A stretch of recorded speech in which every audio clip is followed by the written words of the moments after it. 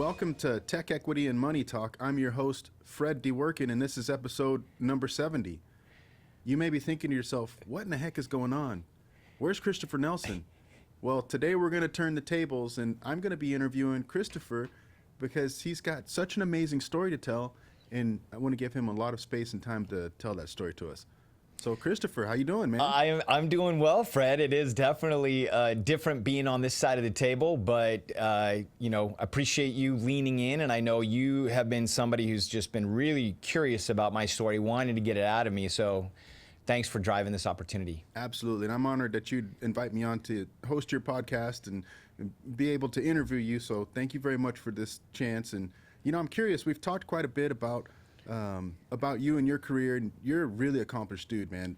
High-flying Accenture consultant, 3 IPOs, not nominal brands with Splunk and with GitLabs and with Yext. How did you start the whole journey into tech? What was it that initial spark that got you into tech? Well, so I'll tell you this story. It's one that doesn't come out a lot because a lot of people don't realize that it took me a long time to graduate from college. It took me in the neighborhood of 14 years to actually, between when I started my degree right out of high school, took a ton of time off, and then when I finished my degree. And in that period of time, I was actually apprenticing to be a restaurateur. I was working underneath a gentleman to be a restaurateur in a high-end sushi, and it was Asian fusion cuisine in San Diego, right near my University of California, San Diego, in La Jolla. And while I was there, we had the opportunity to work on this project in the late 90s where people, this tech startup wanted to actually create the first virtual menu, because we had this food that was very picturesque and people could photograph it, it would look great.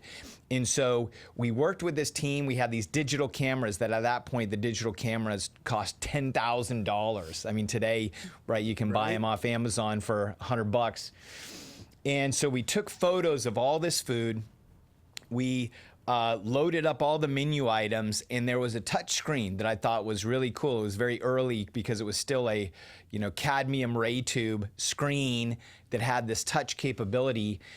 And when we brought it to the executives at this restaurant was owned by the Hyatt hotels. We brought it to these Hyatt executives and showed them this. I felt in that moment that while I was the lead on this project and I was presenting it, I wasn't given a lot of credibility because I was this guy who'd come up through the ranks, but I didn't have this college degree behind me. And it was really this very impactful moment that made me realize 2 things fundamentally. Is I love technology. That experience on that project of creating and leveraging technology and creating something that could bring to life a menu was super exciting. And then the other thing I realized is that I needed somehow to formalize what I knew in terms of a degree to be able to get credibility. And I wanted to break through that glass ceiling of not having a degree. So it was really that I turned the corner, went back to UC San Diego, ended up getting a degree in cognitive science, computer science. And that's where this story really starts. Wow. 14 years before getting your degree, and then you go into cognitive science and computer science. That sounds pretty intense. It was one of the hardest things I ever did. I mean, here I was in my late 20s going back to college with all of these 17, 18-year-olds or 19-year-olds that were very smart, and they were, standing in line with the professors to try and get the A's, and I just literally wanted to pass some of these courses. But there was this really impactful moment I'll never forget where I was sitting in this I had to take advanced calculus, and it had been years since I took calculus. And I was really struggling in this class, and the professor's name was Ron Evans. And on Fridays, he would come in and he would sort of give us lessons that he learned in his life. And he gave us this talk about persistence. And he said that he got to be a professor of mathematics at University of California, San Diego, by persisting, that he wasn't always the greatest, he wasn't always the best, but he was able to continually pick himself up off the mat and continue to move forward. And when he gave his daughter the going to college speech, what he said is that the greatest attribute you can have is persistence.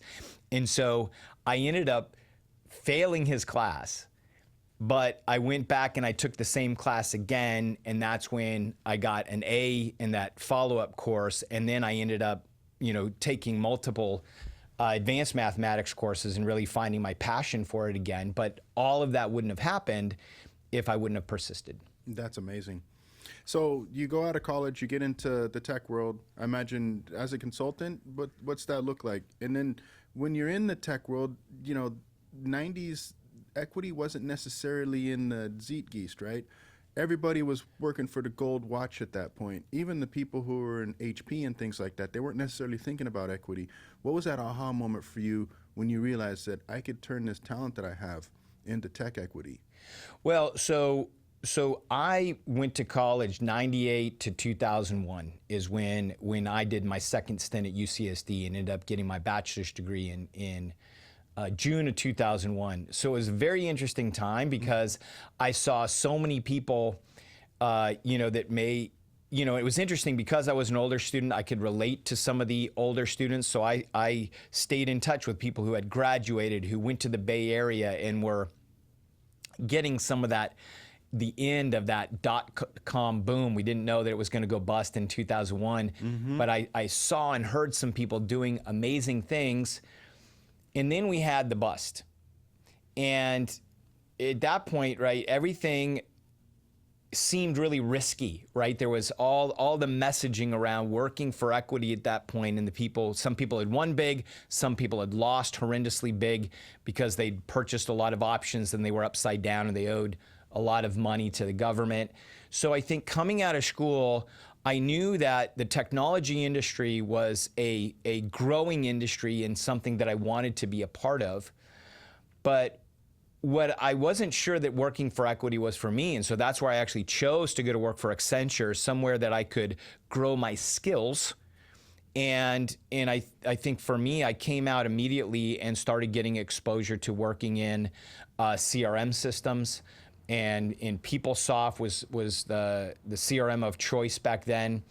And then things really changed for me in 2004 when I had the opportunity to be part of the cloud revolution and start working on the Salesforce.com platform.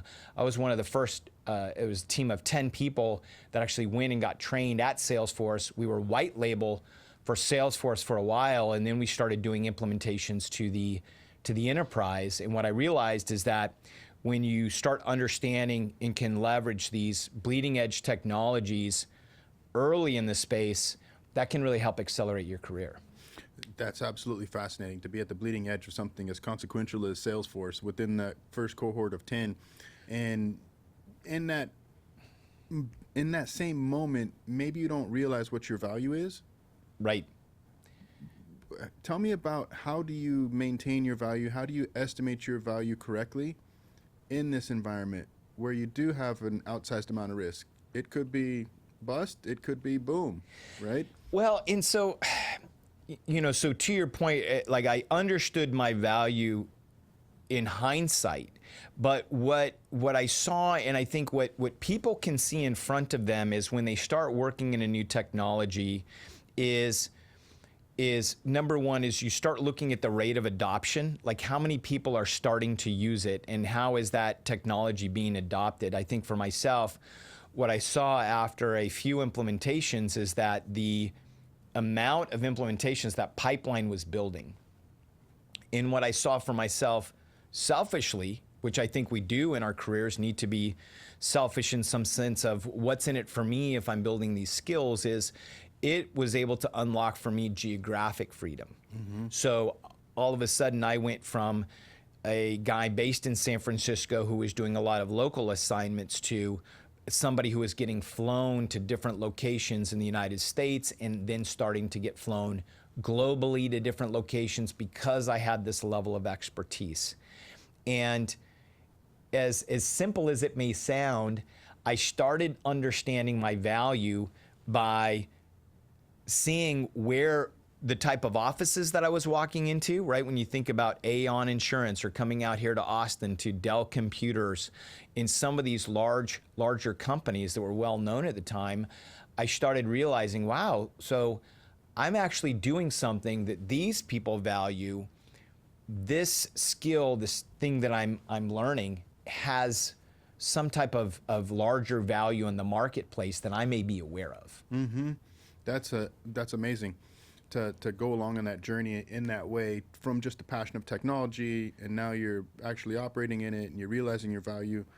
Maybe you can provide me with a specific example of when you've underestimated, and thinking about across your whole career. Sure. Your value in an equity negotiation, right?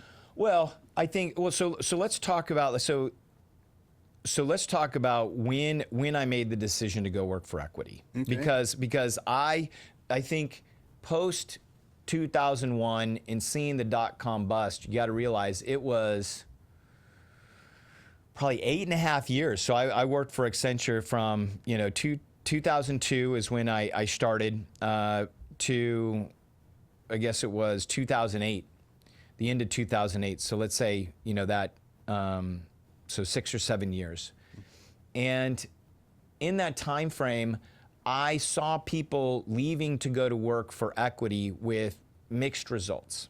Okay. Some people won.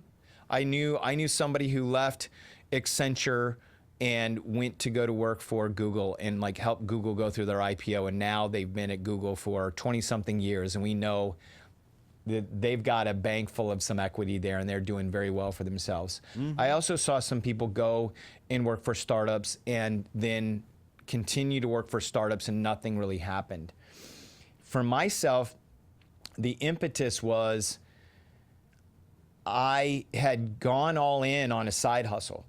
So I was working at Accenture, and I always had this vision that if I could get some capital together, if I could get a few $100,000 together or $1 million together, and I could start purchasing some real estate, I could start getting these wheels turning on financial freedom that you and I know about. You start getting cash flow, you start getting asset appreciation, all these things.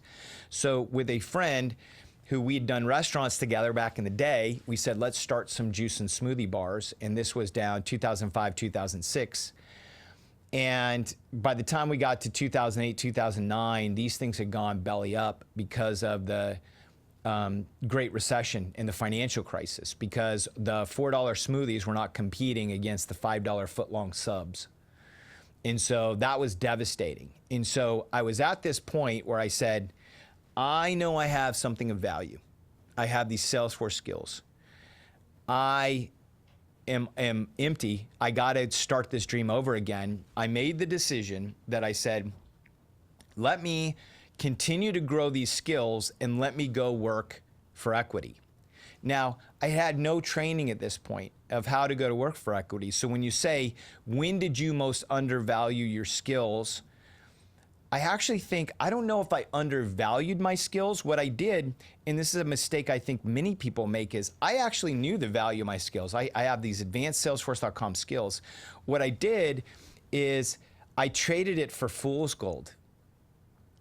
I made a poor trade. I knew I wanted to go work for equity. I got line of sight to a company that was doing something very interesting, building a SaaS platform for non-English newspapers in the United States. I was fascinated by the whole thing. You know I have a thing for languages. I love speaking Spanish and other things. So I got to know the CEO. I got to know the project that we were working on. And so I made the leap. And it was something where I felt aligned with the vision, the mission, but I didn't do any due diligence beyond that. So to your point, I think I've always known the value of what I brought to the table. But what I didn't realize is that in the exchange of time and talent for equity, this exchange, I need to be sure on what I'm trading for.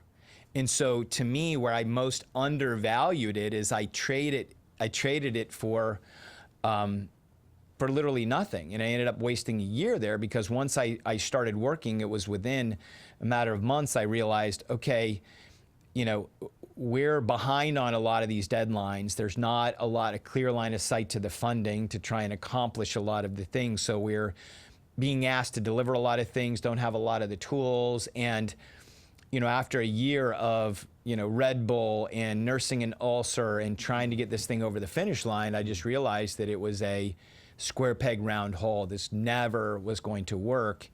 And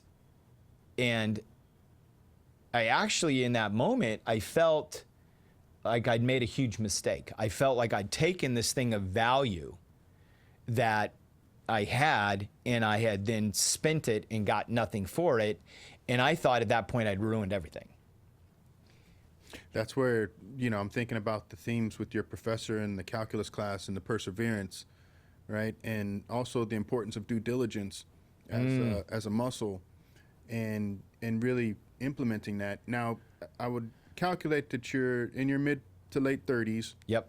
You feel like you've probably wasted a lot of time by not going to college, that you've wasted this bullet that you had with the Salesforce skills, and maybe they're getting crusty because you went and spent some time with this startup that didn't work out. How did you manage the mental and emotional challenges to that point to get you to the point to persevere and have the clear-eyed focus that you obviously have now of honing those due diligence skills? Well, so it was one of those. It was definitely a low point in my life. I'm not going to deny. Like, I literally had an ulcer at that point in time, and I was walking away from that company, and I was feeling depressed. I was feeling frustrated. But what I knew at that point, and a lesson that I learned a long time ago, was you can be a smart person. You can have things that will allow you to be successful, traits of success, but you can also have blind spots. And if it's truly a blind spot, you can't see it. You don't know what it is. And so you have to then go seek help to understand what's in your blind spot. And so for me, what that help looked like was I was needing to find a way to get my career going again. I called up an old mentor and got on the phone with him and let him know, here was my experience. Here's how I was feeling.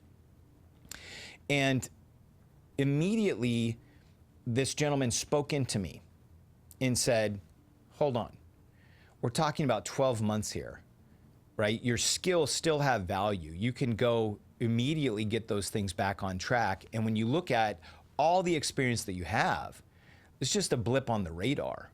Like, you need to get back in the game. And that conversation, physiologically, I started to feel better. It created a lot of mental relief. And all of it was just somebody else validating my value in the marketplace. And it was literally 2 weeks later that I had another consulting engagement, and it got me, sort of back in the flow. So I made the decision to go back to consulting so that I could sort of plan my next move.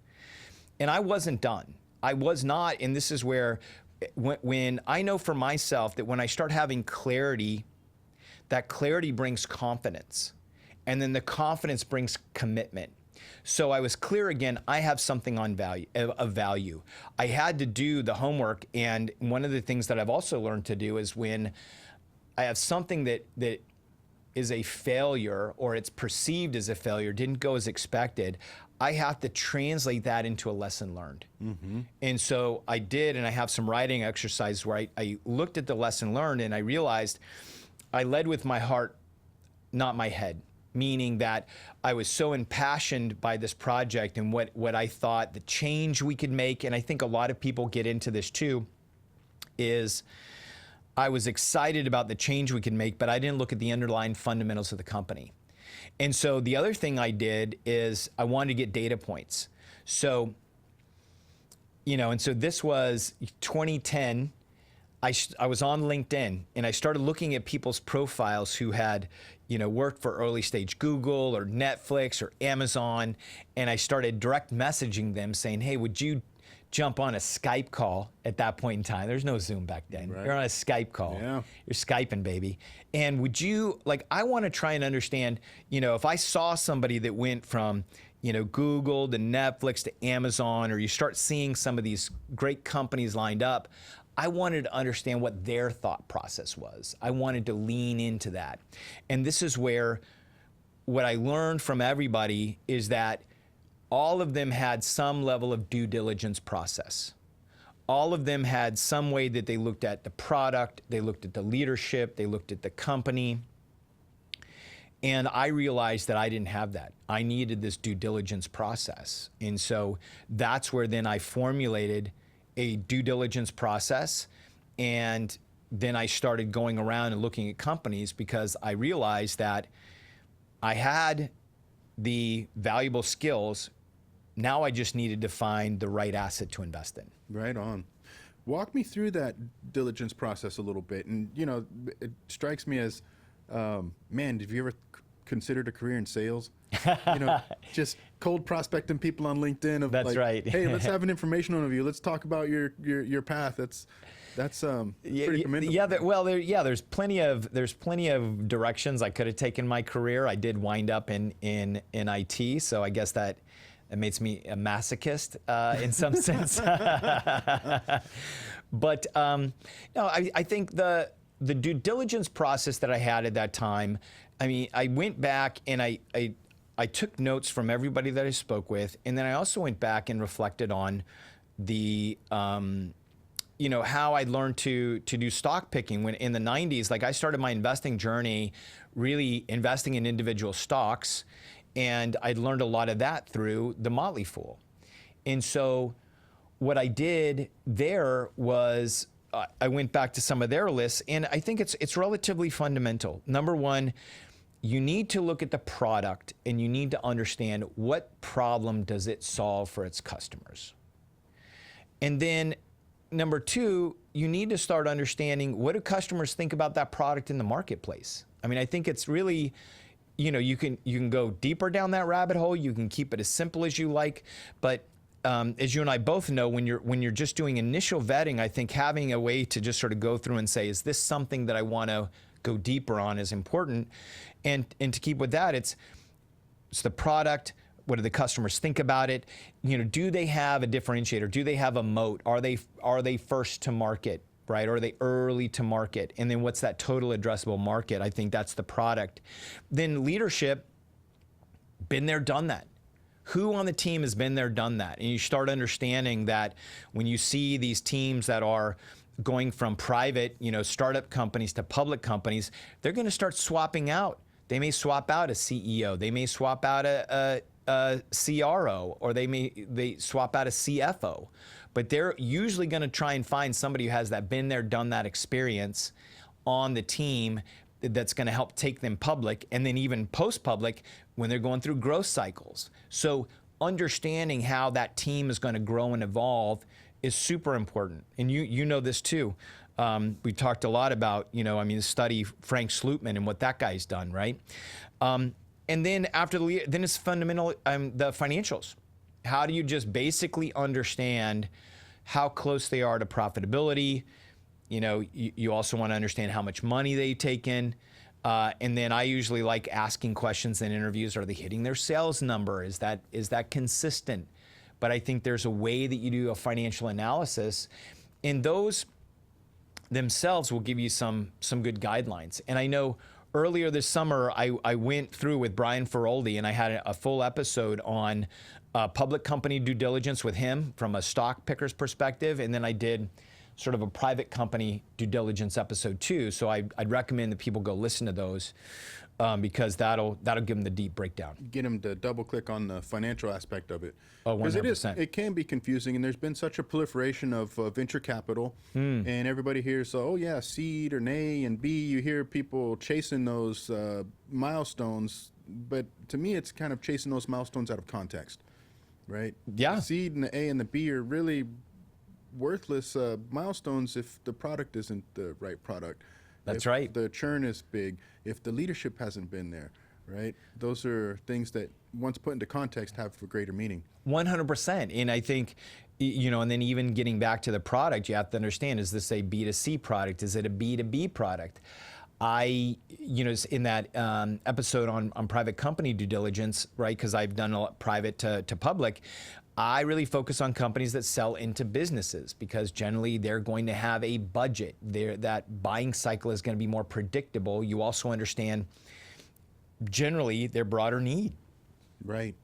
Okay, so let's turn the tables a little bit to Christopher Nelson as a product. Okay. So we talked about how do we analyze these companies from due diligence and great opportunities. Now, I would imagine that part of maximizing your value as an employee for one of these companies is getting the best position possible based on the value you bring to the table. That's right. So how are you identifying that value within yourself and then communicating that value in a way that creates greater opportunity for you? There's an amazing book by Cal Newport out there called So Good They Can't Ignore You. And so many people are focused on his deep work books that I think they've overlooked this. And in this book, he talks about how understanding and knowing the skill that you're building and how it's valued in the marketplace will always give you a greater value and literally let you live the life that you want to live by building skill. I also think that Naval Ravikant, who is a great serial investor, VC investor in Silicon Valley, talks about the fact that building skills that are unique and irreplaceable will always allow you to provide value. Now, what I've done is I took Cal Newport's concept that he calls career capital, and I added some definitions to this. And I said, career capital is a combination of my education, right? People do want to know, okay, you got a computer science degree from UC San Diego. Like that's sort of table stakes. It's not a big deal right now. But they want to know that I have the education. Then they want to know my experience. Where did I work? Oh, okay, you worked at Accenture. You worked at Splunk, you worked at Yext, you worked at ForcePoint, you worked at GitLab in different roles that I had there in leadership. But then the third leg of the triangle, which is arguably the most important, is the results. What'd you deliver? Okay, if I was able to, I know specifically a couple projects when we were at GitLab, we were able to reduce the time to close the book by 48 hours. You know, when you become a public company, that time is pivotal. And so that is a numerical result that when you put that on your resume, people are like, whoa, I want some of that, right? And that's really, when you start thinking about the results and the way that you talk about your skills, you want to be able to position yourself with your skill set so that people are able to really say, I want that on my team. So being able to describe and articulate your value is really important. And then I think the other thing many people overlook is going to somewhere like a levels.fyi and understanding what's the value for you in the marketplace. What are people, when you think about we're working for equity, so go to public companies and say, if a public company would pay this much salary, a bonus, and this much equity for me, and dollar value, okay, how do I now match that to my level, understand the job descriptions and say, this is what I'm worth on the marketplace? If you're able to do that, and that was something that I was able to do, is go in and do some work and be able to display my market value and really then go and vet that with some people, meaning that I could go and sit down in interviews, and when they asked me what I was interested in, I said, here's what I'm interested in, and here's why. Here's what I've been getting paid previously. We would do that, at that point in time. Now, I know some people that you don't have to do that anymore. And then I would say, and here's what I'm seeing out in the marketplace. And then here are the results that I deliver. So when you get that and you're making a business case for yourself based on your education, your experience, and results, and you understand your market value, then you're going to go in and have a respectable business negotiation of what it's going to take for them, because I think it's so important in the trading the time and talent for equity. What does your employer want?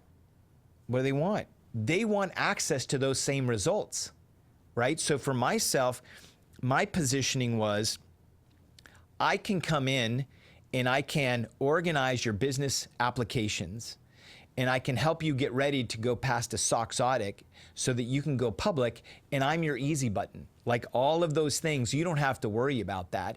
And let me show you the results that I've delivered before in getting prepared for the SOX audit, but also some of the other value add results of reducing time to close, reducing time to quote, all of the things that are going to be really important for you in making your business more efficient as you think about scaling and growing. I love it. I love the business value approach and building a business case for yourself as the easy button. All of that kind of productizing your own self, operating in a position for a company to drive value for them. I think that is a great framework and mindset for people to be in as they navigate through all of this. And the results that you've generated speak for themselves. But I imagine it took you time to hone this. Yes. And maybe there was a couple missteps along the way, even with some of these big names.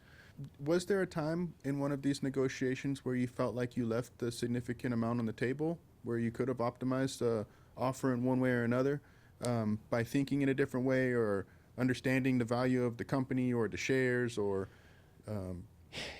I definitely think, and I mean, when you go back, there's definitely things that, yes, I think that in all of those negotiations, I always think that if I would have done something slightly different, I always believe that somewhere there's probably 10 to 20% that you leave on the table. Mm-hmm. And I think part of that is just this whole learning experience. And so as I think about all of those different negotiations, you know, I think that in all of them, there's not a one size fits all. I can't say, oh, I did this or that, but I think in hindsight, I think some of the things that I've learned is, number one is always ask for more and be willing to take less. I think that was something that I learned that over time, where I think at the beginning I thought, let me ask for something in the middle and negotiate for more, versus let me ask for more and then let them negotiate down. That was something that I learned. I also realize now that there's also other things to negotiate besides quantity, meaning you can negotiate vesting schedules. I think this is something that people, including myself, I overlooked a lot, and it's now as I become an educator and I'm talking to a lot of HR compensation professionals and people who are out in the marketplace negotiating and trying to help them get strategies as well, is that vesting schedule is the other dimension. There's a quantity of how many shares you're going to get, but then there's how it's delivered to you. That's an opportunity to negotiate too. You can get things sooner. You can make them performance related. There's a lot of leeway and room to negotiate in some of these things. I also think that as you start taking more executive roles, being able to negotiate up front for, hey, if things don't turn out the way that we think, if the company's going a different direction or we have to part ways, negotiating your exit up front is something that I know a lot of C-suite executives do, but I think, VP levels, especially if you're going for a relocation, I think that that's something that should be on the table. Oh, excellent advice. And just, when you go back and you look back on a career, it's like, man, I wish I'd have known these things. That's why I was negotiating. And I'm sure as you begin to get into vesting also, and now you're building this equity, and maybe they've made it available to you through a portal from the law firm, or maybe they've made it available to you in a portal in JP Morgan Chase or Merrill Lynch, whichever banker that they selected, and you see these amounts. How do you then ensure that as you're operating in this tech space, which is constantly on super high paced, and the companies that you picked are hypergrowth, which is a completely different level of operating. It's like a transactional brain on steroids, right? Right. And all of the IO that you have to do seems a little counterintuitive to what you have to do to actually invest and to preserve. Right. And then there's the whole fact of like, is this money even real yet? Mm-hmm. So tell me about that dynamic and flipping the switch and learning how to manage the equity as an investor. Well, I think step number one for me, and this is what I tell people today too, is first understand how to manage the equity as equity as that asset, and I'll explain what I mean in a minute, and then you understand how to convert the equity to cash. So for my first IPO, I got the equity, and I did two things right away. Number one is I took the stock agreement and I went to a stock options lawyer and paid for an hour of their time. It's like $350. Walk me through this. Help me understand what are the most important clauses. Now, I'd already signed it at that point. I mean, you and I talked about it in our previous conversations.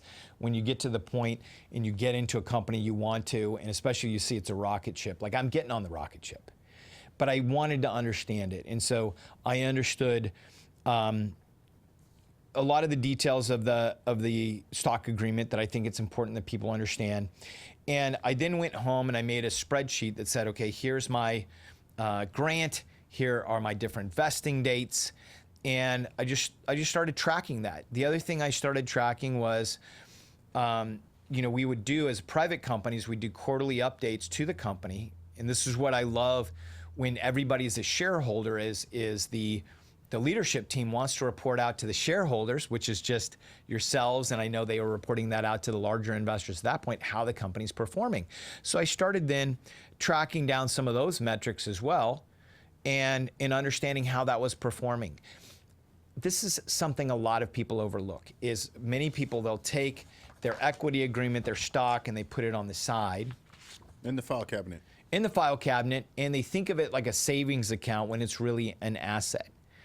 And even myself, I think the first time out, I didn't really understand with my ISOs what was going to be the tax implication of going through the IPO and what things. It was a little late in the game where I really started understanding like when you should exercise, how you should sort of manage that. So that was something I wish I knew sooner, but this is where creating a process of how you manage the equity, meaning I want to know the value of my shares quarterly. What are they valued at? What's the current fair market value? How many shares do I own? What is my option strike price, for ISOs? And understanding, okay, this is sort of the dollar amount of what I have. And then tracking that into my Schwab account, into my E-Trade account, like making sure that I'm getting that and I know the value, because ultimately in the exchange, like when you think of trading your time and talent for equity, you should be able to have a direct line of sight to, I'm getting salary compensation, I'm getting this equity, what's that equity's value? And then we went through the IPO and we had these multiple seven figures on paper, and that was very confusing because I felt excited. My wife felt very skeptical, like, what is this? And we were in the 6-month lockout period. At that point, it was 95% of our wealth, and we were riding this, I call it riding the rhino. We every day we got on top, because if you're on a rhino and you get bucked forward, you're going to get stabbed by the horn. You just, Yeah. and you definitely don't want to get kicked off that thing. So Yeah, and that horn's the IRS. right, yeah, exactly. Yes. So I think it was that time period of when all of a sudden my stock had this value, that then you start thinking, now I actually have something that's more than just, a few $1,000s. I've got multiple 7 figures that I have to manage. How am I going to manage this? And arguably, that's the long tail of the journey, right? You think about this started for me in 2012 to where we are right now in 2024. It's been a long journey of how do I change my mindset from being somebody who goes and makes money, I'm a money maker, to how I become a money manager. Meaning, how do I take this asset, track its value, and see it increasing in value and saying, okay, I want to continue to trade my time for it. I then want to get with a certified tax planner, and I want to then convert it to cash. And then once I have it in cash, now I need to go deploy it. And that, to me, was a whole other, once I got it to cash, then there was a whole another level of learning that I had to go understand and develop my own wealth ops practice, right? Wealth operations of how do I actually go find the team? What is the method and strategy that I'm going to go deploy this? How to create a portfolio thesis? How do I now systematically deploy it so it's generating income and growing to be able to take care of me and replace my paycheck? Right. Sounds like a extremely emotional ride and a very high mental burden. Yeah. Because you're talking about a lot of, the Matthew McConaughey, where he's up there with Leonardo DiCaprio and Wolf of Wall Street, a bunch of high brain stuff. Yeah. A bunch of in out, right? How did you break through the barrier of that? I mean, you seem like you are a very organized person. I mean, thinking about, okay, I'm going to take my strike price, I'm going to put it in a spreadsheet, Yeah. my vesting schedule, and I'm going to religiously bring in the fair market value. You took the bull by the horns. What would your advice be for somebody that is in a hyper-growth environment that has this equity package coming at them? What are kind of the baby steps, the bare essentials that they need to be thinking about to build themselves a ladder so that they can get onto that long tail? If that makes sense. It does make sense. And I think, obviously this is why, Tech Equity and Money Talk is here, Tech Equity and Money News, the newsletter, and now as we've started Tech Equity and Money University to help deliver education, there's going to be more and more things available for tech employees. But I mean, it's important that you have to believe and understand that the equity that you're working for should have value. Yours may not, but there is somewhere that for your skills you can trade for it. So making sure that you are understanding what is the value and you're tracking that over time. Now, you're right. I was very focused on this because I really had clarity that I wanted to, I think starting my career later in life, like I knew that I only had a short period of time that I could run that hard before I needed to try and find something to step off, because tech is grueling, can be really intense. And so I think it's being able to track some of that and then being able to start figuring out how do you get it to cash, and then just getting educated. I mean, I think more than anything, because I'm talking about the tactics now, I do want to switch back, and I think, in the newsletter that just went out yesterday was really on sudden wealth syndrome, which is what impacted me right after our first IPO, is that I went into depression and felt a lot of anxiety because I didn't want to be the fool that lost all this money or did something ridiculous with it. Mm-hmm. And I think the strategies that got me out of that are also the strategies and tactics that can help people move forward in this, which is get educated. And for me, I look for people who've been there, done that. I think that the best education I want to invest in is somebody who has made the money, somebody who has invested the money and managed it with other people. I'm not saying all by themselves, not a DIY masochist, but somebody who has actually, done some things with the money and then achieved a result. And then understand what are the things that they studied, what are the foundational, education that they got, and then surrounding yourself with people who are doing the same thing. I mean, this is obviously why, you and I, are in groups and we do things together where we're trying to, keep each other accountable for managing and becoming money managers. I think fundamentally, those things are going to help you calm down the animal brain and get out of this fight or flight or freeze mode and allow you to start taking some steps. That's so prescient, because I had a very similar thought whenever we went public with Tableau and then again with Snowflake, and it recurs.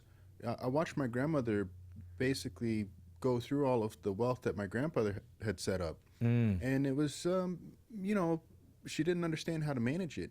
That's right. And that's kind of a traumatic experience, and it's always there in the underlying, and you don't want to be that person that doesn't leave your family set up, or right, that winds up losing it all. And I think the more that you can surface those type of feelings, I love how you address it head on, calling it sudden wealth syndrome. Yeah. The better, so that people can rationalize where they are and act accordingly.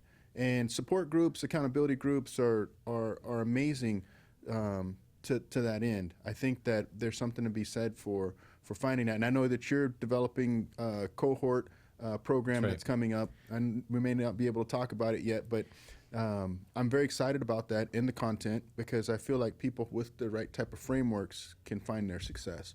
No, we can. I mean, we can talk about it. I mean, it's like I believe that for us to be successful, we have to be able to find groups that we can trust and have people who are at different points in the journey and have conversations. That's what's really helped me the most. I mean, what's helped me the most is being able to sit in the room with people who have, you know, grown their wealth from 5 to 10 to 15 million, and helping understand their emotions, how they overcame those, the mindsets, the strategies, the patience, and the ups and the downs, because like anything else, it's a journey. And I think it's so easy for us to look online and we see here in our culture, you know, we're gonna see the commercials that show the touchdown, that show the winning the sprint, that show all these things, the results and these magic moments, but they don't show the work. They don't show the grind, you know, and this is where They don't show the nervous breakdowns. they don't show the they don't show the nervous breakdowns that may happen right before the breakthrough, right? And so, and the reality is if we can do this together, I believe that we can go further together than we can alone. And so that's where I am building out the Wealth Ops Collective, which is, you know, going to allow people to, you know, come together and really understand the fundamentals. Like that's a big thing I'm focused on, is fundamental skills. Like it's the same thing with my sons in sport. Like, okay, I want to play football. Okay, well, let's practice passing and running and blocking and let's get to know the fundamentals. Now let's go execute the game. It's the same thing when you want to manage wealth. Like, understand the fundamentals, which it's hard to find out there, but understand the fundamentals, and then go execute and be around people that you want to achieve what they've achieved. Absolutely. And I'm honored to be invited to your exclusive first cohort of this. Looking forward to the experience that's coming up. And, you know, anybody who's listening to the podcast should definitely consider it. Christopher's a national treasure. And what he's sharing for tech workers out there is the easy button. It's kind of like fits your framework of, hey, let's present value so that people have an easy button to execute on their business plan, their life, their dreams. 100%. Because more than anything, right? My heart breaks for the technology employee that is just continually stuck on the Ferris wheel, and they have the money locked up in equity that they could actually have freedom, but they just, again, I think many people get stuck in this, I know how to make money and I'm very successful, but they need to transition to being a money manager. And what that means is that my vision was always, and I had this for a while as I worked, you know, consulting work was very hard, and I threw myself at it because I wanted to be great. I wanted to really build that skills, and I wanted to, you know, I think I just have a blue collar work ethic in a white collar world. And so as I did that, though, I envisioned that when I made this money, I wanted to get it working as hard as I did. I wanted to have it sweating. I wanted to have it late nights. I wanted to have it drinking Red Bulls and getting ulcers. Skipping lunch. Exactly, skipping lunch, doing lunch at the desk. I'm just having some jerky. Yeah, I wanted to have it doing that, and that's essentially what I've been able to do, is get it sweating as hard so I don't have to. That's amazing. So, okay, you mentioned 1998 to 2002, that kind of early period for you. I hear some echoes, some eerily kind of similar moments right now with the whole AI boom. And everybody chasing generative AI, going to work for generative AI companies. And you had your experience with the fool's gold.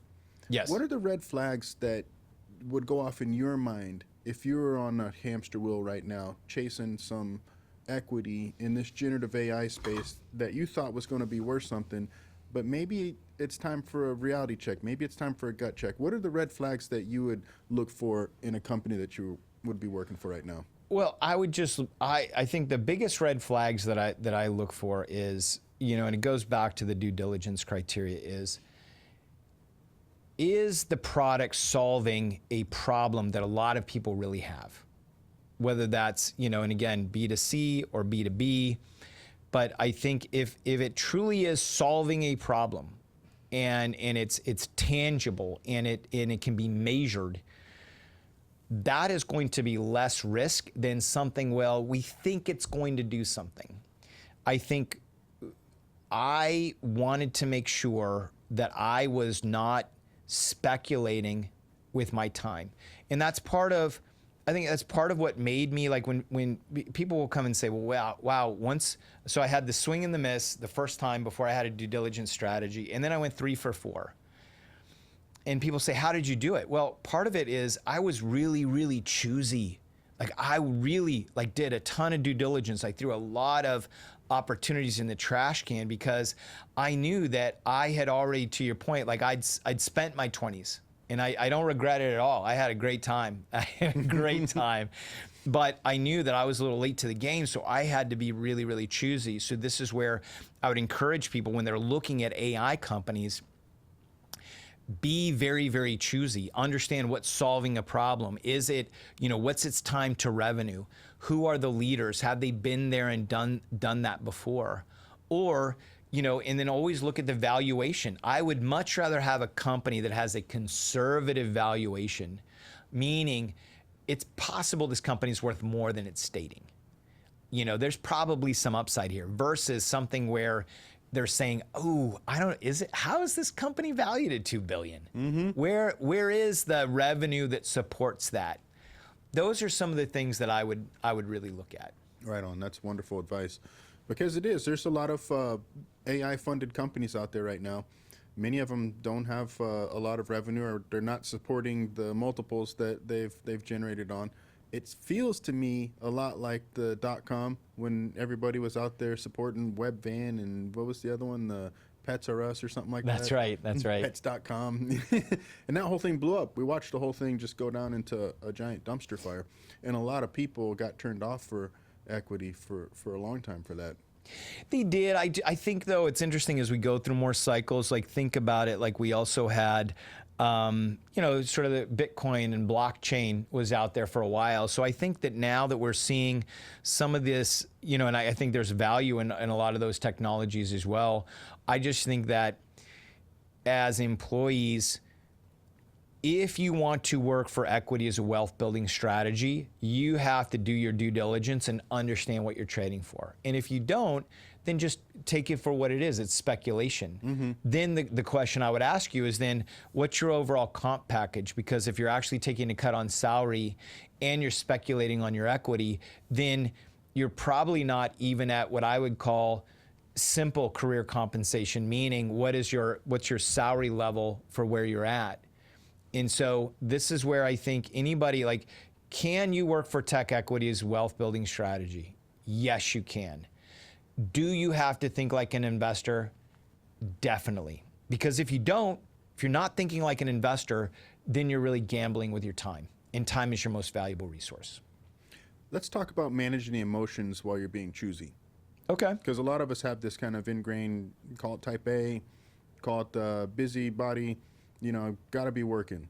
Guilty feeling, right? Maybe I'm between innings and the opportunity's there for me. There's a great package, but how do you be choosy and go from it's a great package to it's the next Splunk, it's the next company that's gonna hit and that's gonna generate a lot of equity for me?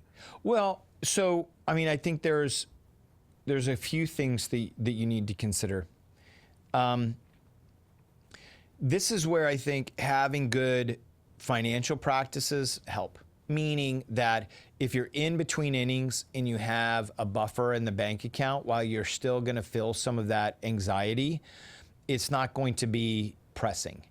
I also think, part of that is like strategies on, especially if you're living in high cost of living areas like the Bay Area, how are you buying your home? If you're buying a home for, $2.3 million, like how much are you putting down so you're not overweight on the mortgage, et cetera. I think those are really important because if you have good financial health, then you'll have time. And that's, to me, is when you are in between innings, you're looking at the next thing, you need to make sure that you have a good set of time. Then I would say having an emotionless criteria, meaning that I know when I go through my checklist, I know all the things that are hard reds, hard stops. Okay, if it's a B2C company, okay, I'm throwing it over there. I'm not going to look at that versus it's a B2B company. Okay, now I can start then drilling down and going to the next level to due diligence, but you have this emotionless criteria. Then you have a personal board of directors. You have like, I love this company. I think this is so great. And you lay out, okay, here's, and I actually go back to your, the interview that I did with you. And one of the things that you said that I think is something that I did as well, which is when you get down to options, you really want to have no more than 3. Like you want to have 3 companies that you're really looking at. If you have more than that, it's going to be hard to do the due diligence. It's going to be hard to go deeper. So you have 3 companies that you're really looking at. Then you really want to make sure that you're bringing in your personal board of directors to give you some advice. What do they think about this choice? What do they think about the career move? What do they think about who I'm going to work for? You're wanting to do a lot of back channel and a lot of this as you're going through the process. But I'd say to remove the emotions, try and create a financial buffer, have an emotionless process so you know like what your non-negotiables are, and then have a personal board of advisors. I think the fourth thing that's always a failover, which was something is like I always had the ability. I had from when I did that failed startup, my wife and I had an LLC that we would do consulting through. So it's like we always would have, hey, if on the bench too long, let me go get a consulting gig. Let me make sure I'm still in industry, still talking to people, chit-chatting it up, getting a few dollars going in. I think having something like that, again, is sort of, that's going to relieve the pressure. Okay, I don't need a job immediately. I'm bringing in, a check or 2 here and there. I'm still in the game. That's amazing. Well, I know we're at time. I appreciate you coming on my show. Thanks so much, Christopher. Is this a hijack? What's happening? Yeah. I'm very excited about the Wealth Ops Collective and what you've got cooking. Excited for the actual launch of that. And, if you've got any parting shots, Christopher. The parting shots are this. As a technology employee, you can trade your time and talent for equity as a wealth building strategy. It's important that you think like an investor. Number one, if you have that framework, then the next logical step is you're going to look at yourself and say, what am I bringing to the table as the asset? What is my value? That's so important that you understand that first, because that's what you have control over. And so being able to build and grow that value, maybe it's not at a company for equity like I did. I worked many years of consulting, built a ton of value, and then went for the trade. Then thinking like an investor, you would have some type of a due diligence criteria, and you can go on to techequityandmoneynews.com. I have a resource there where I give you my due diligence criteria. And then essentially use that when you're selecting to make sure that you're trading into the right companies. And if you do that, that's the fundamental framework. You will find that you're setting yourself up for success. And I think always remember, what is the most valuable equity? 3 things. It's going to be liquid, it's growing in value, and you don't have any restrictions on when you can trade. Wonderful advice from the master. Thank you for everything that you do for the community. This has been Tech Equity and Money Talk, episode number 70, with our esteemed guest, Christopher Nelson. Thank you so much, Fred. Thanks, everybody.